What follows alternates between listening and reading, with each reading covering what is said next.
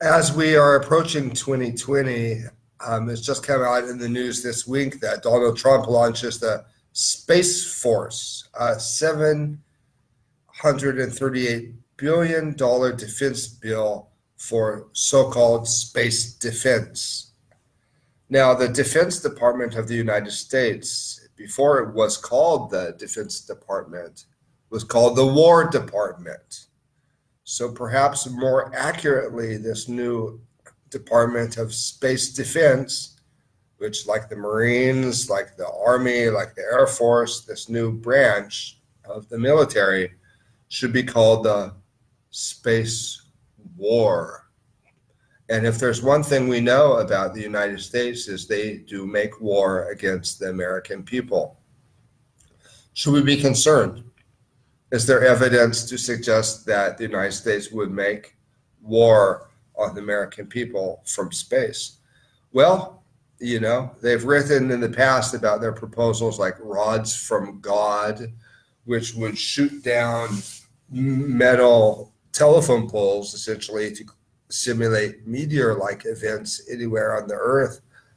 But now they're putting up 50,000, and this is the latest figures are from Steven Wybrow, the 50,000 phased array antennas in space to beam microwave energy down on the Earth so that people can have faster internet.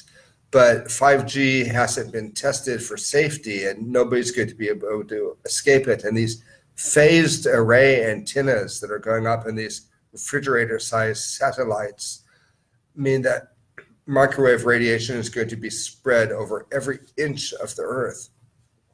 And then the heat from this is going to be blamed on climate change and global warming.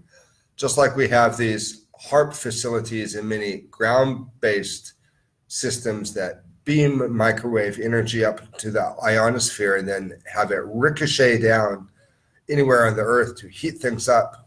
These aren't even considered in the projections and the alarms over so-called global warming, but they should be part of the equation. But because this stuff is invisible, there's no way to measure it.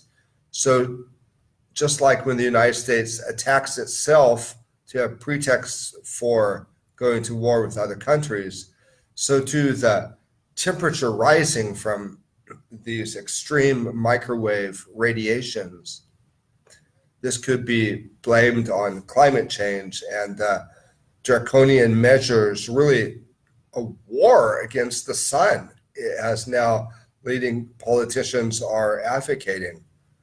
But it's a war that's based on faulty projections.